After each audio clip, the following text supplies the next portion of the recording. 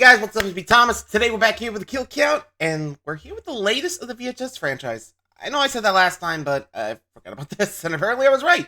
This was called VHS Beyond. Man, I was kind of joking it was like Beyond, but here it is. I didn't even know about this, so let's just see what's the last of the franchise here. I'm kind of curious to see what segments we'll get. Be sure to like, subscribe for more. Hope you enjoy. Here we go. Welcome to the Kill Count, where we tally up the victims in all our favorite horror movies and show you how they were made. I'm James A. Janice. I'm Chelsea Rebecca. And I'm Zoran in space! The voyage. Take those off. And today we're looking at VHS Beyond, released on Shudder just a few weeks ago. Go watch it! VHS Beyond is the latest entry in the VHS franchise, which you should be plenty familiar with by now. While the previous three films formed a sort of mini-trilogy, Beyond eschews the year theme and ties its segments together through science fiction. Sci-fi horror is a long-standing subgenre, with entries ranging from Alien to Leprechaun 4 in space. It's even been explored in this franchise before, but VHS Beyond dives headfirst into the genre, featuring segments centered around aliens, robots, and mad scientists. Beyond also ditches the retro grunge of its predecessors, and instead borrows visuals from modern UFO sightings and online videos. But lest you worry about getting another viral, Beyond still has that classic VHS charm, and sticks to the rules of found footage. Yes, even when it veers into a Bollywood track, the rules are still being followed. If the Years trilogy was a return to form, VHS Beyond is more of an evolution for the series. You'll see a wide range of reactions to the movie, which is true of any film, but especially for anthologies. I think it feels remarkably fresh for a 7th installment, which is thanks to another impressive crop of filmmakers. We've got franchise mainstays, cult classic creators, and talented actors taking a crack behind the camera. They explore different stories and ways to terrify us, and of course, give us plenty of kills to count. Will a sci-fi horror theme take this movie's body count to the next level? There we go. Hope I'm not recording over anything important. Hi, my name is James A. Janice, and I'm currently just outside of Mumbai hunting reports of mysterious projections in the sky. So I'm gonna film them, and then I'm gonna see if I can kill count them. I've stocked up on all the essentials. I've got batteries, first aid, local currency. Oh, and I've made sure to set up my phone with an eSIM from today's sponsor, Saley. It's a new division of Nord Security. I learned my lesson after Chelsea and I's recent trip to Korea and Japan. Totally forgot to set up Saley, so we kept having to hunt down Wi-Fi. But since we didn't have an eSIM, it was either that, wait in a long line for a local SIM card, or worse, risk getting scammed by sellers hawking fake SIMs. Anyway, point is, this time I haven't made that mistake. I made sure to install the app, choose an affordable plan from their selection of 160 countries and 8 regions, and install the eSIM before I left on the trip. So now I'm set up with all the data I need. Oh shit, Here we go. Put it on. I'm gonna switch to Sponsor Vision. A Saley QR code? Well, I can't count that, but anyone can scan it to get an exclusive 15% discount on Saley eSIM data plans. Just go to saley.com/deadmeat, or scan the QR code, download the Saley app, and use code DEADMEAT at checkout. That's code DEADMEAT at saley.com/deadmeat for 15% off. Will a sci-fi horror theme take this movie's body count to the stars? Let's find out and get to the kills. Here we go. Let the alien adventures begin. The movie begins with some Martian musings. The person of hardened skepticism, just like the person of hardened credulity, cannot be reached. All right, similar to VHS 85, Beyond's framing narrative takes the form of a documentary with the other segments taped over it. So, just like with 85's kill count, we'll cover this as its own segment at the end. For now, let's bring in your favorite fucking a flannel, Zoran Gavoyich, for the first segment, Stork. Yeah, this one was made by my buddy Jordan Downey, who made Thanksgiving 3. Uh-oh. Yeah, remember it, James. Stork begins in a cop car Really had to where remind rookie him that. NYPD officer Segura meets with his new boss, Sergeant Broom. But this ain't your everyday beat. He's been recruited as a camera guy for a secret unit. They're known as Warden. A stars-like monster hunting squad full of guys with cool voices. The guy's becoming a liability, and you fucking know it. The team includes officers Bennett, Ivy, Aubert, and Alistair. Oh, sorry. No, wrong Alistair. Wrong wardens. They're currently on the trail of an entity who's kidnapped 17 babies in 3 months. Oh, good God, who would want 17 babies? Oh, they must hate sleep. Another officer, And actually, ironic thing, baby thing, that's well, there are a lot of monsters that go after babies. I mean, I'm not gonna name a few, but yeah, like I said, they're numerous. That even I don't know like the full count. Anywho, Hot-headed Ellis Tate, thematically nicknamed E.T., has a personal stake in the case, since his child is among the missing. Police Sergeant Dan Stevens from Abigail tells them that they've got a lead on the kidnapper's whereabouts, so they gear up to terminate their target. Pasta la vista, baby. You fucking kidding me? No. Don't judge my puns! Stork was directed by my friend and James's nemesis, Jordan Downey, who not only created the Thanksgiving series, but also the excellent Critters fan film Bounty Hunter. He co-wrote this segment with frequent collaborator Kevin Stewart, who also shot it, just like he'd previously shot the found footage film Unfriended Dark Web. Their anonymous tip leads them to an abandoned house on the outskirts of town, where it looks like the Sawyers have door-dashed a new chainsaw, and it's being delivered by a crossing guard? Whatever it is, we kill it. Good luck crossing the street now, kids. They suit up and prepare to breach the house with a hero shot. I'm so glad they took the time to pose for this, when you know 17 babies might be getting murdered inside. E.T. predictably loses his head and charges in, setting off a noise trap, which alerts an aggressive creature that charges the team but is quickly gunned down. According to the end credits, these infectees are called brooders, and this house is chock full of them. Suddenly, things become a Call of Duty Zombies match when they gun down 3 brooders in rapid succession, solidifying to Segura that this ain't your mom's house. Sergeant Broom sweeps the next room by shooting 2 more brooders, but only one goes on the count, as we see this other guy moving around later. Yeah, don't help me up or anything. Officer Ivy then takes a bathroom break to deliver some bullets to this postman, while Broomstick boomsticks another. The on-rails shooter continues as they help E.T. fight off another attacker, finishing him off in a hail of gunfire. Again and again and again. You done? Yeah, he's done. Oh, one more. Boy, this is excessively hard to count. Yeah, I almost feel like this is Jordan getting back at us for all the Thanksgiving slander. Probably. Hi, Yeah. Jordan. Hi, The team Jordan. proceeds to the kitchen, casually popping one brooder on their way out before gunning down another who's Samara-looking and grudge-sounding. Heads up! Oh! Liar! A sound that my child also creepily makes. The massacre ends when Segura finds the fridge stuffed with meat and checks out the Terror Tram at Halloween Horror Nights. Oh, there's Chainsaw Boy. We're just in full Resident Evil 4 mercenary mode now. Segura then panic drops the camera and gives us a good look at these witchy, Mentoside, evil Ernie-looking motherfuckers. Stork is an adaptation of a series of images by Oleg Davenko, a Russian artist who makes absolutely horrific 3D animations, like in a good way. Downey reached out and got permission from Davenko, who was already a fan of the VHS franchise. A lot of the creature designs and shots were taken wholesale from his original pieces. Davenko's currently working on a new survival horror game called Ill, and I have wish-listed the hell out of it on Steam. Just look at this. It's so gross. I love it. I love it. Speaking of games, that almost looked like Zoocosis in a way. And this is coming from a guy who hasn't played it or even seen this stuff, but I mean, I've seen Chimp like use an avatar of it. I was like, okay, that definitely looks like Zoocosis. I don't know why. I mean, just what the hell? Anyway. cinematographer Stewart purposely emulated video game cameras, and also had characters talk to Segura like NPCs talk to the player. Keep your eyes open, your mouth shut. Specific inspirations included The Last of Us and Resident Evil, the latter of which I'll be kill counting in December. Plus, they even use video game tech to expedite shooting by LiDAR scanning the entire house and rebuilding it in Unreal Engine. So that we could actually not only light the environment, but then actually walk through each room. I mean, that's pretty fucking cool, Jordan. Segura runs past a fun Easter egg for Return of the Living Dead and hides upstairs, where he outlasts the chainsaw-wielding scare actor's patience. He then finds a candlelit shrine to the titular Stork with curiously strong eyes. Okay, Segura, just leave some Vlasic pickles as an offering and get the hell out of there, man! He returns to his squad in time to see them granting this Magini's wish to die. They then narrowly avoid a chainsaw attack and shoot the homicidal handyman in the living room. And wow, overkill. E.T., you done? E.T., dude, he's dead, man. Kill graphic went up and everything. Jesus, man. Officer Albert notices all the brooders have the same wound on their foreheads. Some kind of ritual?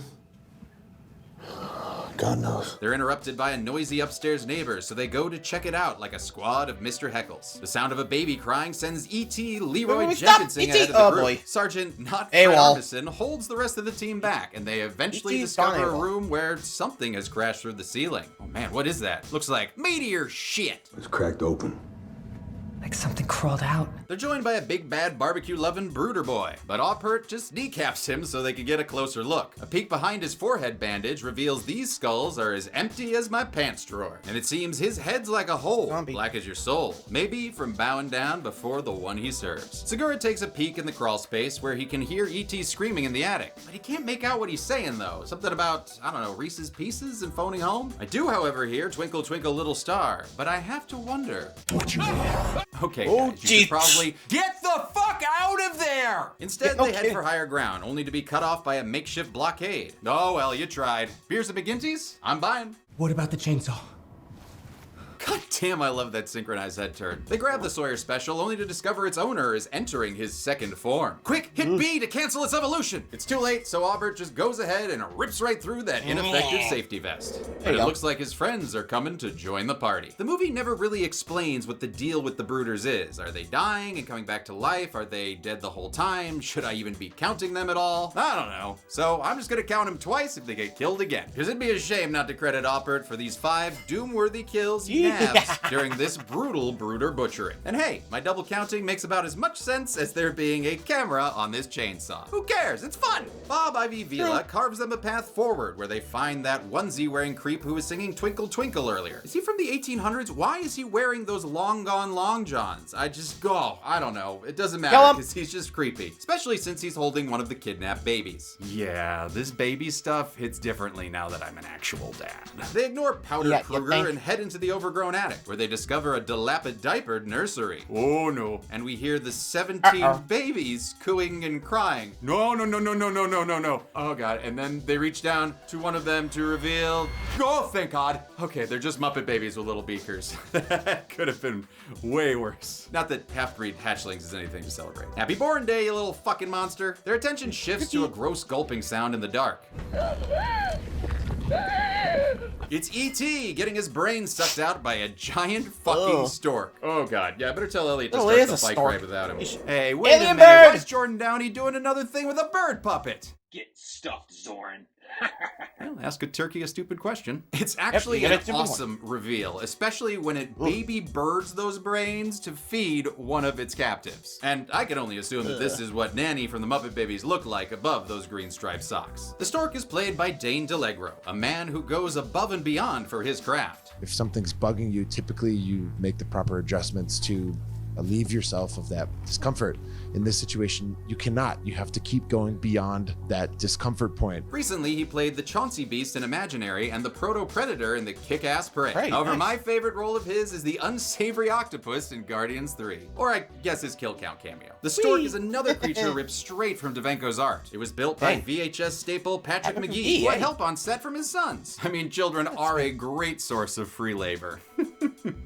I'm a dad now. The absolutely massive 9-foot-tall suit was made of latex, fiberglass, and foam. Its head was attached to a rod that was puppeteered by an effects guy hiding in the my dad does that I to me freaking love this thing. And the final effect is a worthy addition to the VHS pantheon of practical monsters. Hail Storkma! With no glowing weak points on this boss monster, the squad starts emptying all the bullets ever into it. Cameraman for the head. gets accosted by a brutified E.T., causing him to drop his camera. And E.T. is eventually sent home to hell by his squad mates off screen. He's joined on the floor by the stork, and whew, talk about a bird's eye view. But the big bad Big Bird's not quite ready to die yet, with his still twitching TMNT comic accurate eyes. Wonder if this is setting up a spin-off or oh, never mind, he did. It is definitely fucking dead now. Bye-bye, birdie. The segment then ends as the team takes a group photo showing off their hunting trophy. Welcome to Warden. Coming this fall, only on Fox. Hey, Chelsea, do babies really come from an outer space stork who feeds them the brains of its victims?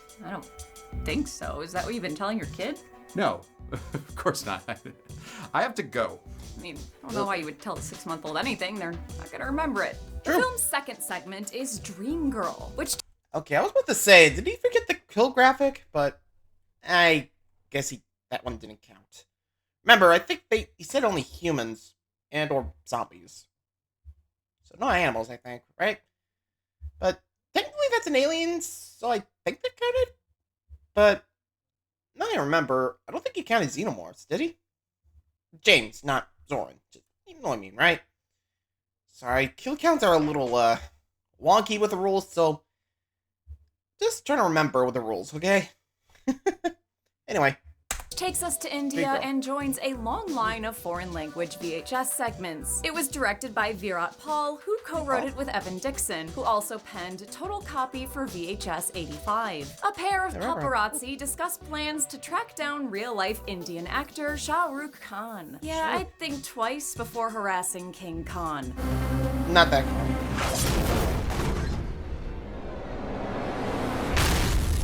Armed with a button cam and a bad attitude, Arnab is the more experienced nightcrawler of the two. He reviews his assistant Sonu's footage like James reviewing footage I shoot for sponsored segments.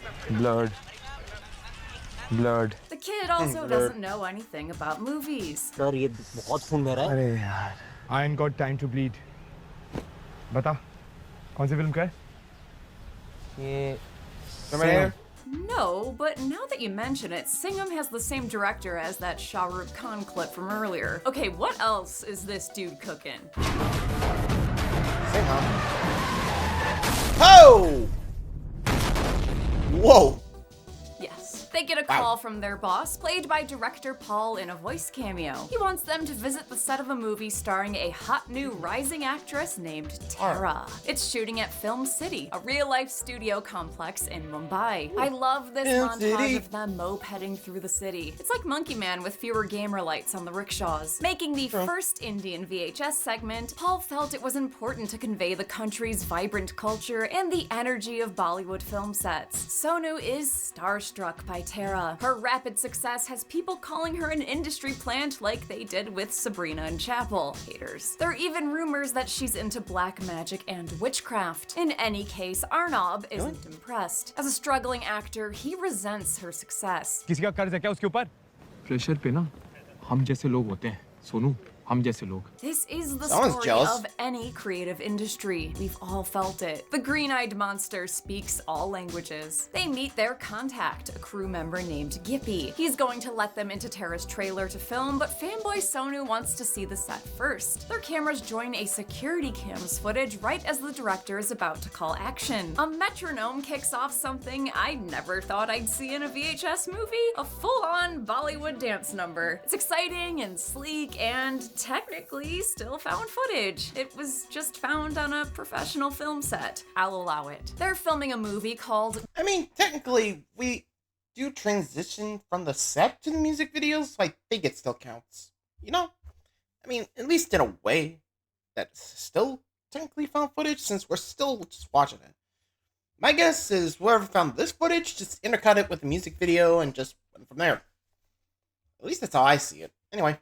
Dawn of the Dayan, with Tara as our titular Dayan. A Dayan is a mythical figure from Indian folklore that has a lot of interesting variations. She's typically a wronged woman who comes back from the dead to exact vengeance on the people who've wronged her, usually men, and she often reincarnates as a sorceress or a practitioner of black magic. Sound familiar? More recent Indian films have used the Dayan as an empowering figure, kind of like how we in the West have embraced witches as a symbol of female empowerment. Tara dances around, showing off abs that I'm not jealous of, looking like an Indian Salma Hayek. Her dancing is great, and her words are a little threatening. Threatening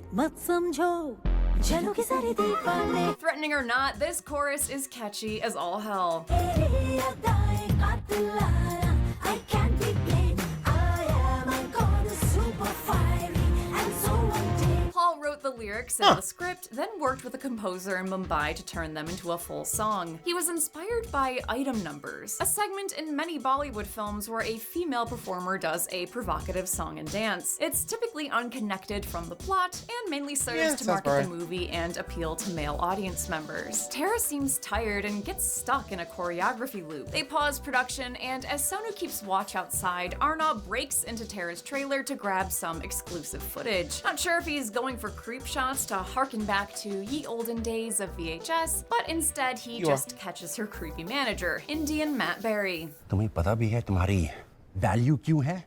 Because you do more for less.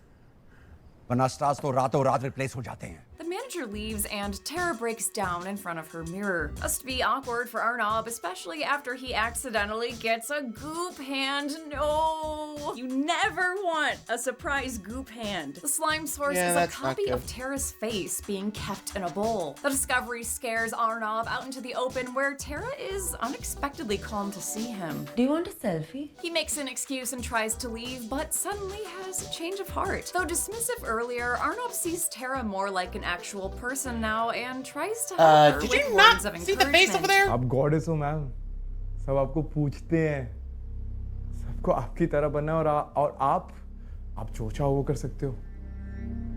दोबारा कहोगे? His inspirational speech sparks something in Tara, but not what he was expecting. I like your face. Wait a minute, I've heard something like this before. I like you.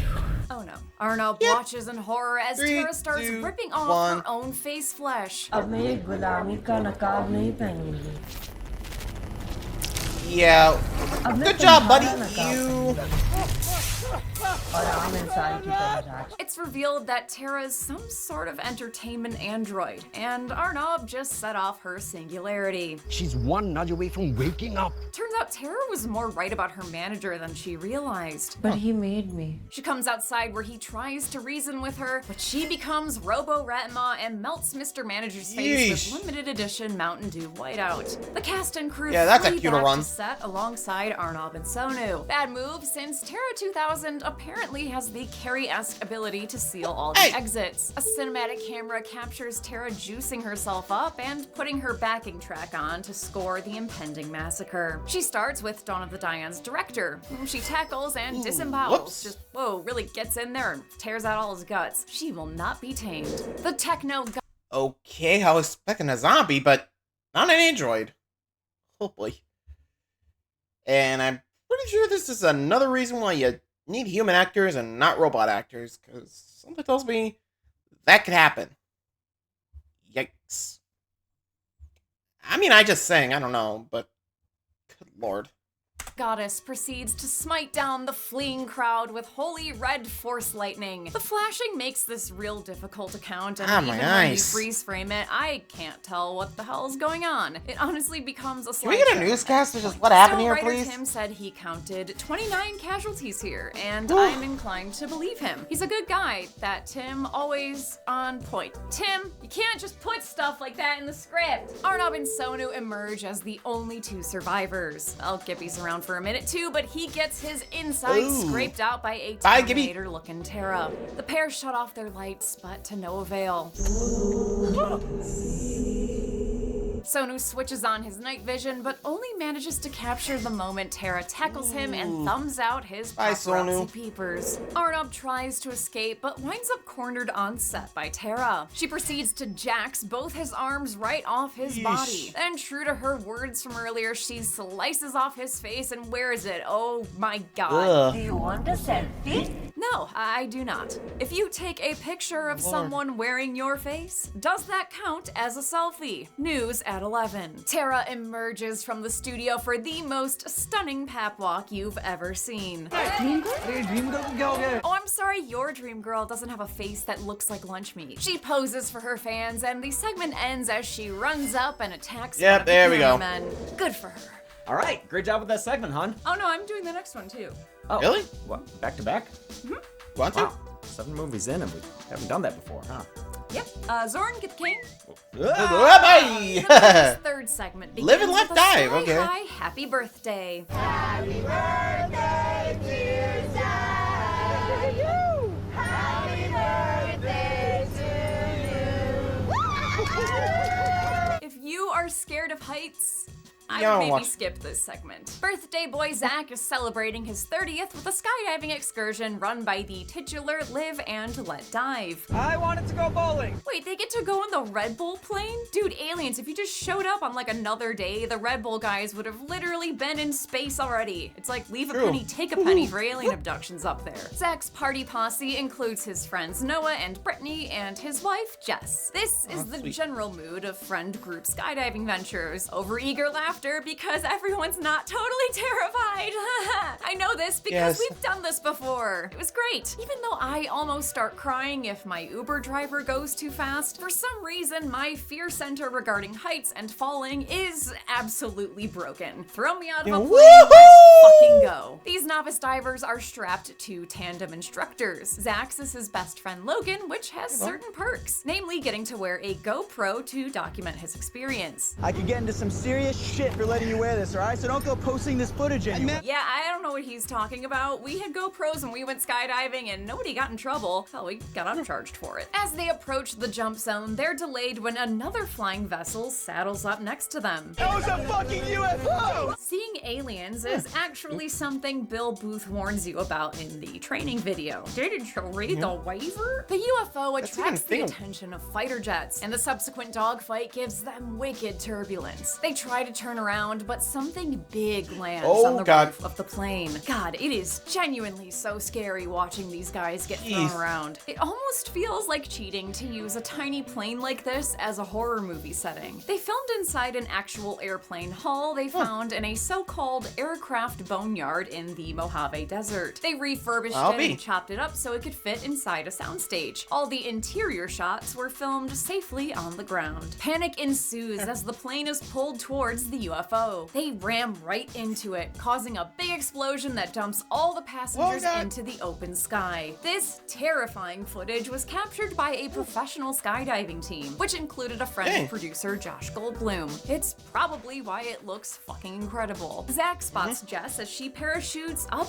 and away. The same can't be said for the co-pilot, whose severed leg is leaving cardiovascular chemtrails. As Zach whips around in the air, he catches a glimpse of that alien hitching a ride down on someone who may be the plane's pilot. Logan finally manages to pull their parachute open, which softens the blow as they violently crash into the middle of an orange grove. By the way, in cinema, if you see oranges, that's foreshadowing that someone's going to get their head ripped off by parachute cords. We'll see. Zach looks up in time to see one of his friends plummet to the ground, followed shortly by a shower of Cessna 182 pieces. VHS veteran Justin Martinez had the idea for a skydiving found footage movie more than a decade ago. He jumped at the chance to direct it for Beyond, co-writing Live and Let Dive with Ben Turner. Martinez, a co-founder of Radio Silence, has been with the franchise since the beginning with 10/31/98. While he eventually left the filmmaking collective, he stuck with VHS, doing visual effects for 94, 99, and 85. He brought that expertise to his segment, doing a lot of the VFX himself in order to save money. For the plane crash, Martinez used Houdini, a program known for its accurate physics simulations. He spent about 4 weeks destroying his 3D plane model until he finally got a crash that looked right. He was inspired by a real-life video he saw of two skydiving planes colliding. Astoundingly, everyone survived, but it's still terrifying to watch. Zach tries talking to— Oh yeah, I actually remember that footage. That was crazy to watch. Like, and the fact no one's died in that crash, which, well, considering that fireball, yeesh. I'm just glad everyone got out safely, though. I mean, whew. Also, horror movie with skydiving. Honestly, I'm surprised that hasn't happened. You know? Like, I can imagine, like, a creature, like, when someone jumps out, they just don't, or at least, I don't know. I imagine, like, they just pick them out one by one in the air. Since, remember, you can't really do much when you're, like, hanging or gliding like this. You're pretty much easy pickings for, you know, like a zombie or, you know, territorial bird. I think it's mostly just bird, but you get the idea, right? I'm just saying. Anyway. To Logan, but his buddy doesn't respond since his head didn't quite make it down with the rest of his body. Poor Logan. Big props to the second setting here, by the way. I love the endless fruit grove. It's like nature's back rooms. Zach follows some screaming to a bloodied Brittany. The two regroup with Noah and their instructors, one of whom became a landing pad for a piece of metal. He's spurting and spurting all over the place. Yeah, Zach he's done hears Jess calling for help somewhere, but before he can find her, he spots a prowler amongst the orange trees. When he gets back to his friends, the alien is dragging the injured instructor away for a midday snack. As they run away, an alien tackles the other nameless instructor. Yep, bye-bye, Should've had a name, dude. Not that helps Brittany or Noah. When they stop to look for Jess, they're surprise attacked by an alien. By the time the boys circle back around, Brittany's been turned into a smoking hot mess. What the fuck? The alien catches up to them and opens a third eye, then blasts Noah with a Care Bear stare. According to Martinez, this isn't a weapon, but rather some sort of brain scanner. Zach tries to save Noah by throwing an orange, one of the squishiest fruits. The alien responds by killing Noah with a lightning rod defibrillation. It's an excellent kill with excellent aftermath. Noah doesn't have a face anymore. Creating the alien was a challenge since the segment takes place in daylight, meaning they couldn't hide its features in the dark. Martinez spent 2 months designing the CG model all the way down to its skin pores. Do they sometimes look like 90s Super Bowl commercial CGI? Kind of. Do I care? I mean, do you Not expect really. anything The less? short is so well done that I'm willing to forgive a lot in this department. Zach flees and somehow manages to lose his alien attackers. He stops for a break and a well-earned puke session. Sorry if this entire segment makes you want to barf. I felt fine the first time I watched it, but after a second time through, I had a terrible headache and man, it made me want to spew. A familiar looking bandana finally leads Zach to Jess, who's taking a break to rest her legs. Or she's dead. Rest Yeah. in peace, since she's already suffered an alien face peel. Do you want a selfie? Props to actor Bobby Slosky for his intense reaction here. Fuck you!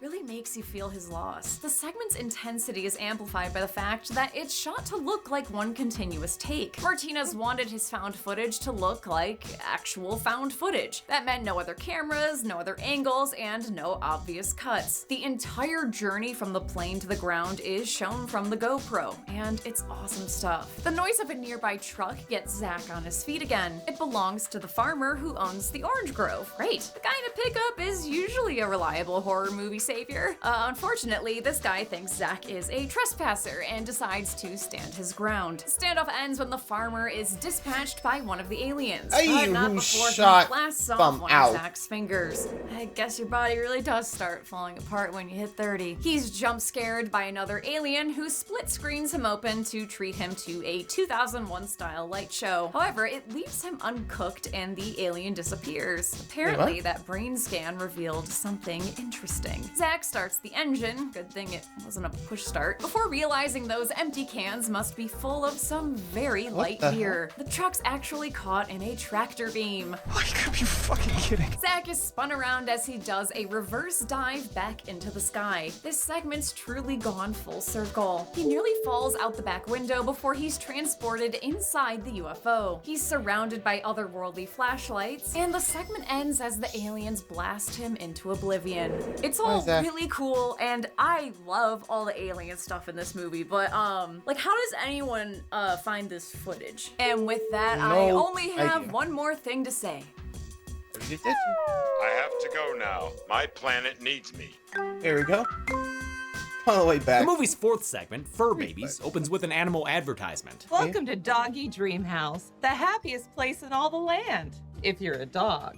Right off the bat, I'm into this. Probably because I'm a weirdo dog parent myself. Has naughty behavior become an issue? I don't know, Molly. Has it? Should we ask your sister? Becky Baxter seems like man's best friend's best friend, but her taxidermy has caught the ire of some animal rights activists. What are those? God. Those are fucking mutilated dog corpses. These self-righteous morons are led by the Kyle Mooney-looking Miles and style themselves as freedom fighters like Che Guevara, whom they have plastered on the wall. How are we gonna take this old lady down? Whoa.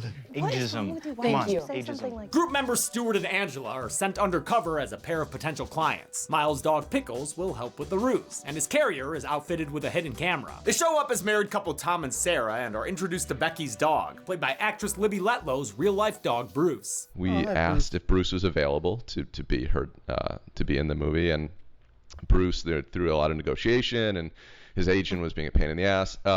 he agreed to be in the movie. They're given the grand tour as they look for evidence of animal cruelty. The place looks like it does in the video, except one of the mantle mutts is missing. Becky says she's doing something special with Gary, since he died protecting her from a home intruder. I didn't know people got offended by taxidermy, but Stewart sure as hell is. By mutilating their bodies? Stop. No, I'm sorry, this Stuart, it's barbaric. Stop it. His outburst exposes the cracks in their cover. I thought you said your name was Tom. By time Becky's mugging the carrier cam, I'm assuming it's completely blown. Unbeknownst to Stewart and Andrew. Yeah, that's definitely oh boy.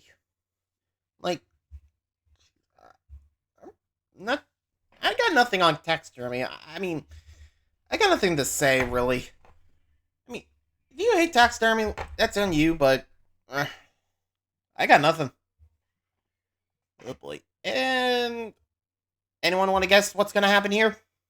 I guess she doesn't just taxidermy animals. She does humans, or at least dog in human clothing. I don't know. Probably the latter, but we'll see. Angela, someone else is secretly recording them, secretly recording Becky. It's Bo, Becky's brother, who was rendered mute after an unspecified accident. She sweeps that aside and continues the tour into the basement. While upstairs is neat and tidy, this sub-layer is more of what these guys are looking for. She's got dogs locked behind cages and a taxidermy station that looks like it belongs to Buffalo Bill. I'm sure it doubles for bead time too. The grand finale of the tour is the timeout corner. It's where we keep the naughty boys and girls. Like the ones who sneak into people's personal spaces and ask rude questions? She's got a full-ass human man back there. Possibly the home invader who killed Gary. The activists freak out as Bo runs in and asks them if this rag smells like chloroform. He packs up their unconscious bodies as Becky busies herself picking up a pickle. Sometime later, Becky vlogs about the progress of her 2 new pets. She's been keeping Stuart and Angela drugged and locked in cages as a means of training them. Stuart's an ornery one. Angela's better behaved. Cynthia, what do you say? No, more. Speak. Good girl, good girl. Also, but Becky's pet project is more involved than just training. Using her taxidermy skills, she's been grafting dead dog parts onto her human captives. It's all in an effort to rebirth her prized pooches into animals that can live a little longer. It's a concept reminiscent of Tusk, which makes sense. That movie star Justin Long co-wrote and co-directed this segment with his brother Christian. Justin was recently on the kill count as the slimy AJ in Barbarian. I actually kind of love how weird and wacky this segment is, but I agree that it feels a little out of place and beyond. Becky does have a kind of Dr. Frankenstein thing going on, with Bo as her eager Igor, but it still doesn't feel sci-fi enough to jive with the other segments. Still, it works for me just because of Letlow's fantastic performance. There was a lady, had some dogs, and Becky was her name. Oh. She brings the same kind of energy Gracie Gillum did in Superhost. Christian Long pointed to Kathy Bates in Misery as inspiration for the character, a cheerful, positive person hiding a dark underbelly. Becky's work is interrupted when the rest of the activists gather outside her home. They're here to investigate their friend's disappearance. We're gonna call the cops, but the cops are just a bunch of corrupt fascists. Dude, I got this. Not wanting to contradict their ACAB tattoos, they decide to handle things themselves. That's fucking epic. Did you get that? The home invasion is caught on Becky's Ring camera, so she's ready for the group when they make their way downstairs. She don't take kindly to intruders, so she brings out 2 captives who have made the full transition into human centipups. These human hounds from hell were more creations from Patrick McGee, who is pretty much the official VHS effects artist at this point. They make short work of the group, clawing and gnawing them into puppy chow. The whole thing is captured from various angles. Bo using a camcorder to make a hound dog home video, and point of view collar cams that Becky had shown off earlier. Mama loves you. An epilogue sees new Gary enjoying the doggy dream house's amenities. Outside, a thief played by Christian Long nabs some packages from the porch. It earns him a dog-and-door death scene, and the segment ends as Gary takes a chunk out of his groin. Ouch. Good Lord, the last Gary. segment is the one written by Mike Flanagan and directed by Kate Siegel, and I'm covering it. Mine! That's all. Sometimes being the boss has its perks. It's called Stowaway, and it was filmed in a retro 4:3 aspect ratio. It still takes place in the modern day, it's just filmed on a camcorder, as evidenced by this birthday home video. Scientific researcher Haley is shooting a documentary in the Mojave Desert about its recent rash of UFO sightings. She starts by detailing historical sightings like the Mojave incident of 1989, only she's talking faster than me in 2017. The Mojave Desert has long been a known UFO hotspot since long before the famed Mojave incident of October October 21st, 1989. Take it from me, lady. Slow down. Just don't slip into the annoyingly slow and over-delivered vocals of kill counts from around 2020.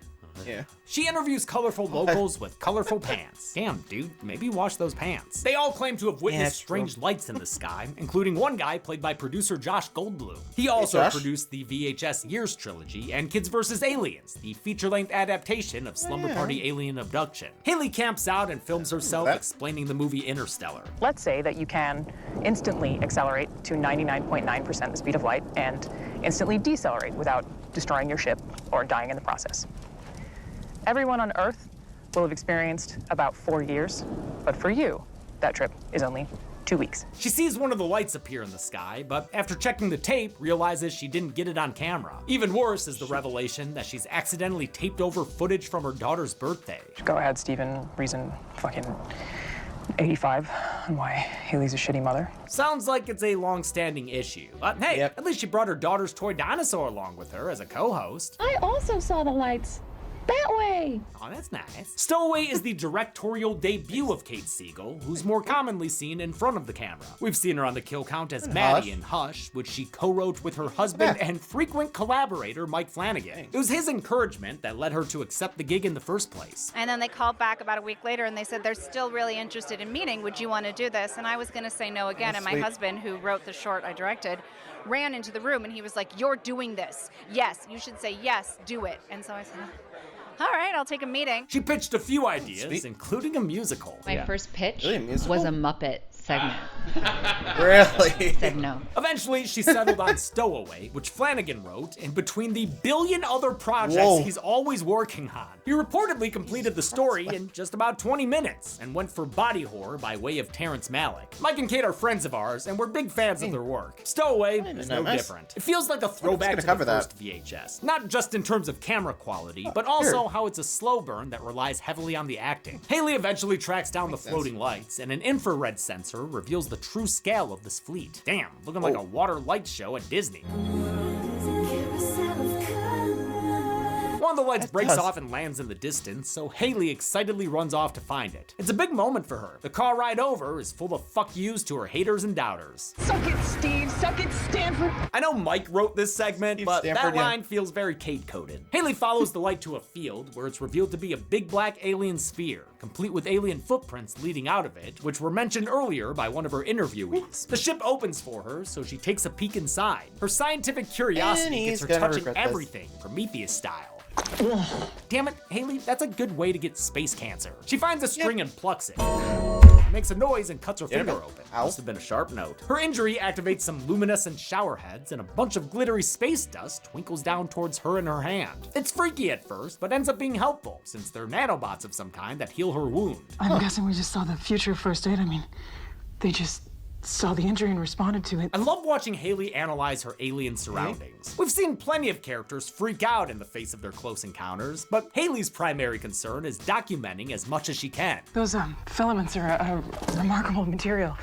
I mean, it cuts through me like butter, but I guess if you had skin that was more, say, dense, for example. These new discoveries are just as exciting to her as they are frightening. She's played by Australian game journalist and actress Alana Pierce, formerly of IGN and Rooster Teeth. She's since gone on to appear in games like Cyberpunk 2077 and was on the development team for God of War Ragnarok. Pierce shot all her scenes separately and never actually interacted with another actor. She had to play down how comfortable she was in front of the camera, relying on Siegel's direction to keep her hosting realistically amateur. Haley's field trip is interrupted by the arrival of the ship's pilot. She hides away and watches as it runs its limb along those filaments, which opens up cubby holes along the walls. Later, after the alien enters its stasis pod, Haley emerges and pricks her finger again so she can see what's in the cubbies. As the nanobots get to work, she sees that these aliens are collecting animal specimens. It was foreshadowed earlier during her interviews. Wait, who came into your room? The shadow people. They tried to take buttons. What's buttons? My hamster. She theorizes they haven't collected a human sample yet, since the ship has repaired her finger with lizard DNA. They don't have a formula for humans. Damn, gave her a chameleon coke now. The ship starts pulsating, so Haley decides it's time to leave. Unfortunately for her, the exit has disappeared. She's unable to escape before the ship takes off, which turns her into an Animorphs book cover, only she's not like a sweet panther at the end. Instead, it just leaves her body broken, so the twinkly medic particles get to work fixing her again. When she comes to, she discovers she's high above the planet's surface. That still can't stop her hypothesizing about her situation. The force was incredible.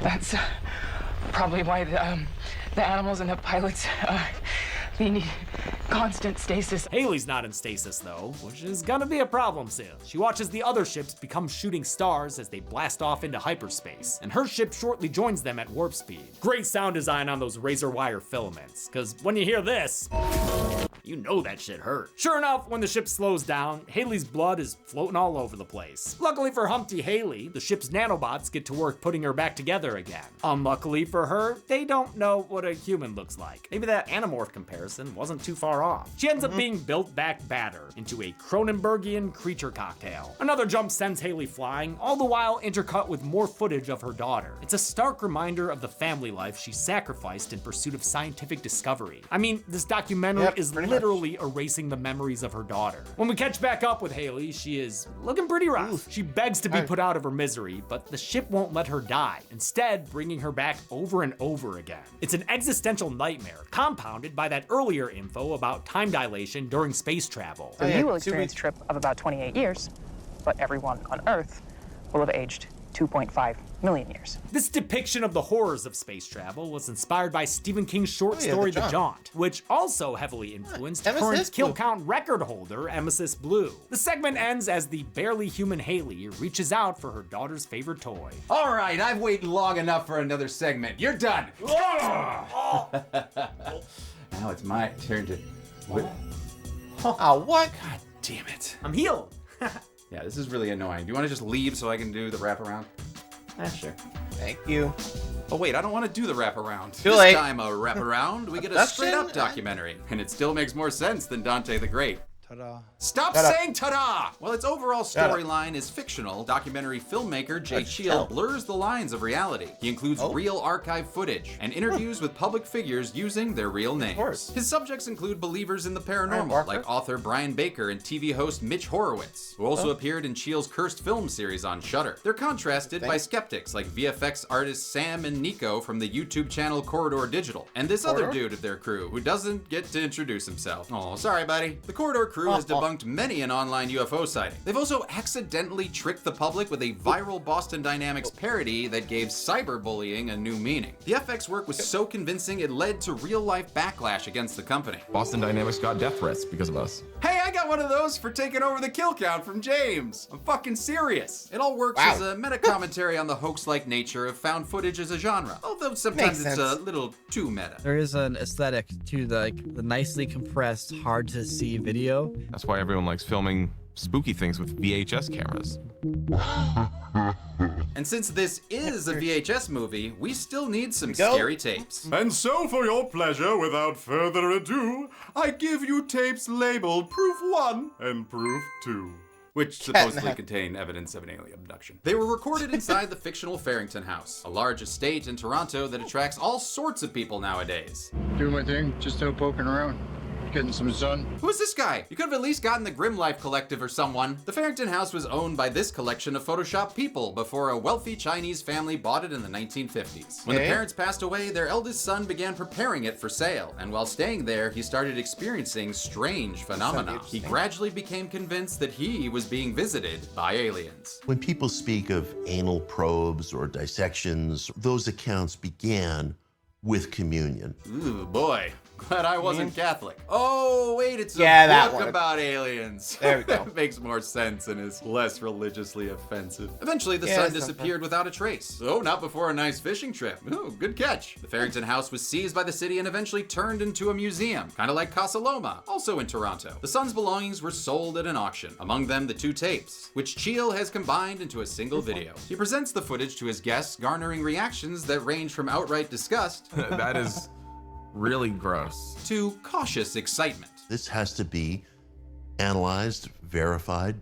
Now the real work has to begin. The documentary then treats us to the footage itself, without comment. But I didn't agree to that. It depicts the eldest son during his last night on Earth. As he sleeps in his bed, an orange-lit figure appears and smears itself across the frame, kinda looking like a geriatric Barbie, until a helmet cam captures the four-eyed fiend in surprisingly good detail. This gray man was originally hanging full dong, but Shudder said, no frontal nudity. This isn't Watchmen for crying out loud. So fellow director Justin Martinez had to digitally erase the third cock from the sun. Justin had to remove the genitals for Shudder, so there's now like just a eunuch kind of look. The spidery pumpkin head produces a string of, what are those, anal beads? Whoa, okay, slow. Yeah, go at a pace that you're comfortable with. Oh, actually, I think those are eggs or something. The Rachnosian rascal then converts the head cam into a mouth cam, shoving it down the throat of the inexplicably paralyzed son. It gives us an uncomfortable close-up of his vocal cords, and the movie ends by proving that in inner space, everyone can hear you scream. Yikes. How many people scored a discount demise at this Dead Bath & Beyond? Let's find out and get to the numbers. Guys? Where'd they go? Right. Right, their death tape. Yep. Your turn. It's time. Have fun, James. Have fun. And here we go. Hey, thanks for coming out, James A. Janice. You know, I've been a fan since your original Jason Kill Count. Oh, an OG. Thank you. Thank you so much. Yeah. Thankfully, the videos have gotten a lot more in-depth and informative now. Yeah, no kidding. The recount. Yeah. For better or worse. So let's begin. What do you mean? You started Dead Meat back in 2017 with the Friday the 13th series that has since amassed a whopping 90 million views. Wow. Has it been that many already? Yes, and over the past 7 years, you've managed to gather over 6.5 million subscribers. I mean, that's pretty impressive. Yeah. Thank you. Yeah, I mean, we're very fortunate to be able to do what we do. Really, we owe it all to the fans and, of course, everyone here on the team at Dead Meat. That's right. You started out with just yourself, and now you have multiple writers, editors, and whatever Zoran is. Yeah, he's kind of his own thing. But really, seriously, they're the reason we're able to make these more in-depth episodes. I mean, they're the reason the show is the best it's ever been. But from what I see here, the views on your recent kill counts aren't as high as those original ones. Oh god, especially this Wonka one? Yikes. Yeah, I mean, listen, every channel has its own life cycle, and viewer habits change. There's the rise of TikTok and YouTube algorithms. Of course, the YouTube algorithm. Ah, yes, the mysterious algorithm. Tell me, James, what exactly is an algorithm? It's a computer process Real that House, you know, recommends certain videos over others. Oh, you couldn't be more wrong. So tell me, do you think you would get more views if it was just you? No. Not really. No, the team is what makes Dead Meat. I love them. Well, then why didn't you save them? You just sat there and watched tapes of their deaths. Those weren't real. Those were to the numbers bits. We do them all the time. Oh no, they were quite real. I made sure of it. Wait, who are you? Isn't it obvious by now? James? The algorithm, and I'm so hungry. Are you gonna eat me? Oh no. I need you. I need your content. It's your views that I hunger for. No, no. Don't think that works like that. Appreciate it. Yeah. But then what will happen to Molly and Lucy? What do you want? What do you mean? What have you done with them? Oh, nothing. I'll make sure they're well taken care of. As long as you... Yikes. What do I have to do? Why, the kill count, of course. In fact, I have everything you need right here. Just create some new content to satiate my appetite. For views. How much? Oh, just a few. I'm sure I'll get full soon. Yeah, I doubt it. Okay, for Molly and Lucy, I guess.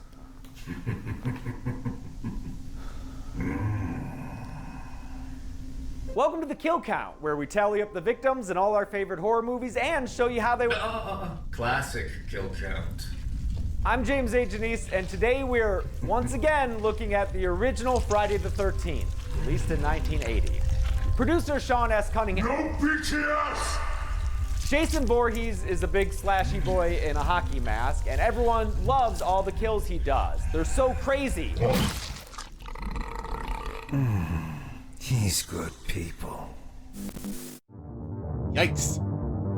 We counted 72 kills in VHS Beyond. The victims consisted of 47 men, 15 women, and 10 unknown victims, giving us this Beyond Blue pie chart. Beyond captured the highest body count of the franchise so far, finally beating out VHS 2. A lot of that was thanks to Dreamgirl, who nabbed nearly half the kills herself. Conversely, this is the first time 2 segments zeroed out, with the Wraparound and Stowaway not having any kills, which actually sucks for Haley. With a runtime of 114 minutes, we had a kill on average every 1.58 minutes. And with 6 segments, including the Wraparound, the movie had an average of 12 kills per segment. We'll give the Golden Chainsaw for coolest kill to Arnab. Face trauma may seem like a cheat code to getting this award, but this kill has the added bonus of him getting both his arms ripped off. And he gets to become part of her new look. Dome Machete for lamest kill will go to that bathtub brooder who was executed off screen. Our postal employees deserve more respect than that. And that's it. VHS Beyond came out like 3 weeks ago on Shudder. And thus ends our time at Dead Meat Video. But maybe we'll bring it back for another anthology series. But until then, I'm James A. Janice. I'm Chelsea Rebecca. And I'm a man who dressed as a chestburster victim when he was 12 years old. This has been the Kill Count. On the next Kill Count. Oh, bother. It's time to return to the Haunted Acre Woods with a sequel we beg them not to make. Honestly, I need the cash, so no, sorry. Winnie the Pooh, Blood and Honey 2 continues the story of Christopher Robin and his willy-nilly killy old bear. But please hold off on those Kenga and rude comments. They will never cease. Yes, the first adventure was a bit of a sticky mess. Without complaints. But the sequel is still better than my live-action remake with Ewan McGregor. Is it some sort of joke? No, this one got its head stuck in a big pot of money, allowing for bigger locations, bigger kills, and Tigger swings. Oh, sorry, Tigger, that was a typo. You better watch where you're going, bitch. And with even more books entering the public domain, now there are more poo pals to play with. Hello, everyone. It still isn't exactly a good movie. You think? But it might be worth watching if you enjoy this sort of thing. I think I'll just take a live action. Thank you very much. So this week, quell that rumbly in your tumbly and watch Winnie the Pooh, Blood and Honey 2. Then on Sunday, check out the Kill Count only on Dead Meat. Let's begin. All right, Piglet, let's go to craft services. Winnie the Pooh, Blood. I got nothing. I'm done. I know I gotta cover that, but I kinda don't want to. But I know I have to. Anyway, thanks for watching, guys. Hope you enjoyed. Let me know your favorite part of VHS Beyond. Adios.